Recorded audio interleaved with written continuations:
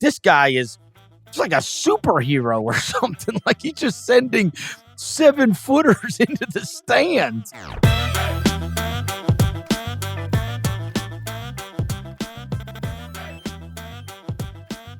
So Zion Williamson, he was the victim of our jokes and everybody else's jokes. And God bless, Stephen A. Smith just pummeled the guy yesterday on TV. Not only was he talking about how he had a belly and about how, he's 15 years younger than LeBron, but is somehow in way worse shape. And then he said, I've got sources in New Orleans that say the chefs all love him and he'll eat the whole table. And I was like, God, I mean, it was just it was a character assassination.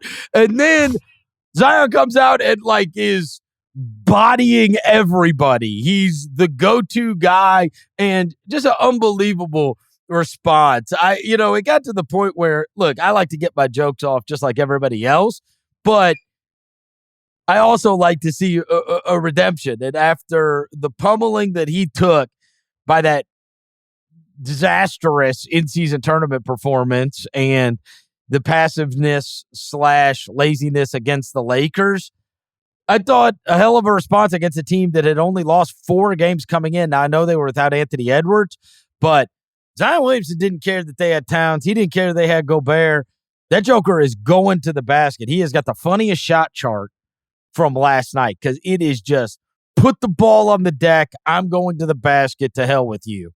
And he turned up last night, had a huge night. And so after he had gotten dragged publicly quite a bit, that was his response. And I was pretty impressed. I went back and looked, Kevin, you remember, I remember a show we did years ago where I think it was his rookie year or second year, where it must have been his second year. He remember when he got that rebound and put his shoulder down and Gobert flew into the third row when he was playing for Utah. And I was like, oh my God, this is when Gobert was defensive player of the year, Rudy Gobert. And I was like, this guy is just like a superhero or something. He's just sending 7-footers into the stands. He's had a lot of big games against Gobert. And again, because he did it, because I went back and looked and I was like, didn't he do this last year? And before he got hurt, he had a 43 against Utah, or I'm sorry, Minnesota. And then he has big games against Utah before. He just bully balls him. And I give him credit, man. The guy got pummeled in the media and he was a victim of all manner of jokes, but that was a hell of a response last night. And every once in a while you see he's still got it in him to be that guy. It's just, can you do it? It's an 82 game season, right? Not a 1. It's precisely that, Chris. Yeah.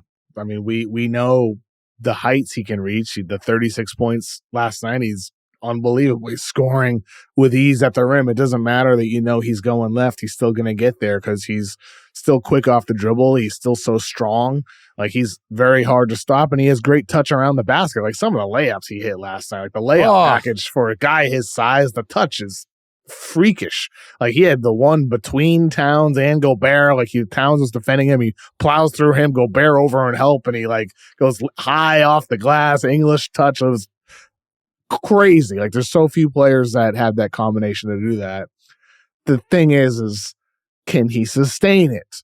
Can he sustain this approach to the game and this mindset after he clearly heard the criticism? How could you not hear the criticism? You come back motivated, wanting to prove yourself.